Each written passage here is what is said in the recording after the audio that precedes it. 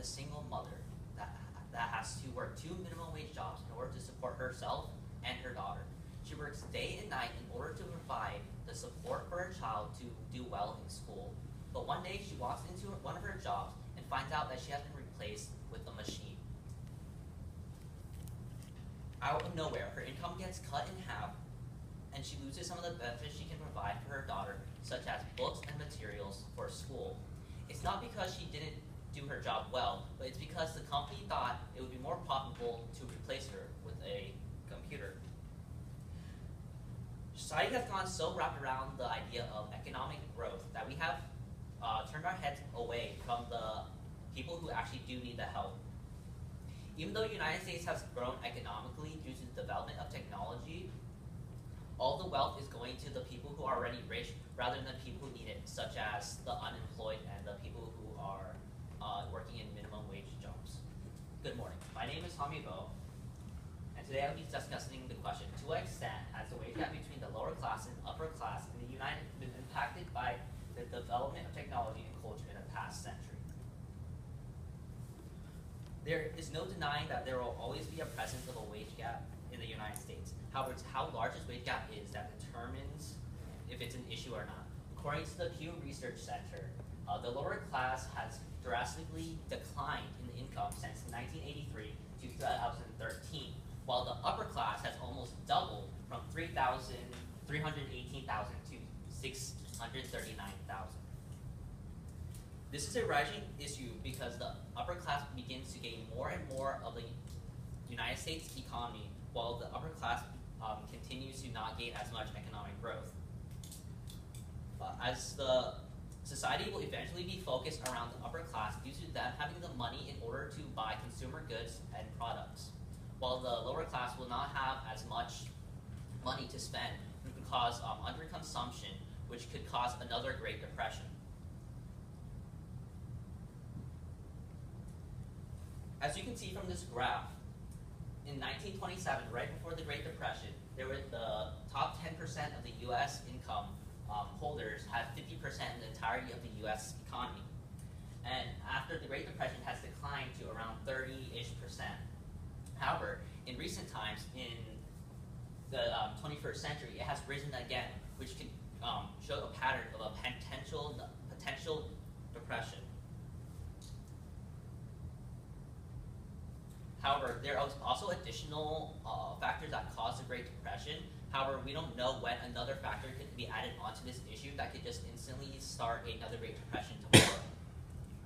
This could potentially be solved by increasing the minimum wage. By increasing the minimum wage, you give more money to the lower class that would allow them to buy more products and goods to put money into circulation. Currently, the federal minimum wage is $7.25 per hour according to the U.S. Department of Labor. The increase of the minimum wage would also provide people the ability to work less and educate themselves with more schooling. However, the issue with this solution is that even though the minimum wage is increased, the upper class will continue to have a growing income. Additionally, it could also cause inflation due to the minimum wage increasing and people wanting to counteract that with an increased price of cost of products. Furthermore, the wages of jobs has been developed over time as a result of cultural changes in the United States. In the book called The Wealth of Nations by Adam Smith, he discusses 5 factors that determine the wages of jobs: the cleanliness of the job, responsibility of the job, consistency of the job, difficulty of the job, and the likelihood of success in the job. An example of these factors being taken into account can be in a job such as a cashier or waitress, which is minimum wage, in which it's clean, low skill, consistent, low responsibility, and has a high chance of success. These types of jobs are needed in society to function. However, due to the development of culture in the United States, they have turned into minimum wage jobs. The job doesn't contain a lot of negatives or skills. However, most jobs were like this due to the development of jobs because the technology has turned them into minimum wage jobs. As more opportunities for schools develop, jobs begin to require high education in order for there to be a high salary. This is a contributor to the wage gap because as education is needed for high-paying jobs, money is needed for education as well. The wealthy may make money to provide for college and school, however, the lower class afford schooling, so they continue to see no economic change. The development of technology has also had a large effect on the wage gap in the United States, in that it has caused many people to lose their jobs and potentially more in the future. According to an article called A World Without Work by Derek Thompson, since 2000, the number of manufacturing jobs has fallen by almost 5 million, or about 30%, showing the massive loss of jobs and can be contributed to technological takeover. Additionally, Oxford researchers have forecasted that machines may be able to take half of all U.S. jobs within 2 decades. If we continue to replace our minimum wage jobs with machines, we will have all of our citizens will have nowhere else to look for an economic opportunity.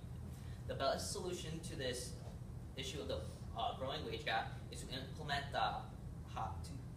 higher tax rates on the upper class instead of providing them tax cuts. By enforcing a higher percentage tax, it will allow for redistribution of wealth throughout the society. The money would also be reallocated to programs to help the lower class go to school or help the unemployed. According to Warren Buffett, the third wealthiest man in the United States, stated that he had lower tax rates than his own secretary. However, through the introduction of taxes, it would prevent this issue in such that the continuation of it would prevent the growth of the upper class and allow him to pay an equal amount as everyone else. By having a tax, it would not completely stop the growing wage gap, but it would allow for it to be more narrow by allowing the lower class to have more opportunities. Some may say that this could be a problem because the lower class may take advantage of this and work less because they're getting support from the government. However, this is unlikely due to the guilty couch potato phenomenon mentioned in the Derek Thompson article, in which he talked about how people complain about work. However, during their leisure time when they watch TV, they still complain about how they feel really unproductive and worthless with their time. There will always be exceptions to this rule. However, even by providing the opportunity to those who do use it, who use it well, it will allow the wage gap to be lowered. In summation, society over the past 100 years has focused on economic growth, which has led to the development of technology that have replaced many minimum wage jobs.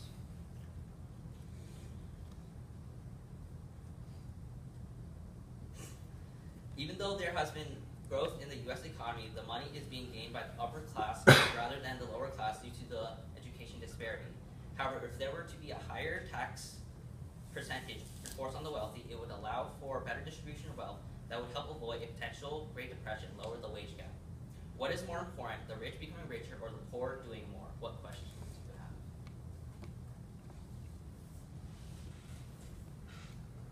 All right, 2 questions for you. First up, what evidence did you gather that you didn't use, and why didn't you use it?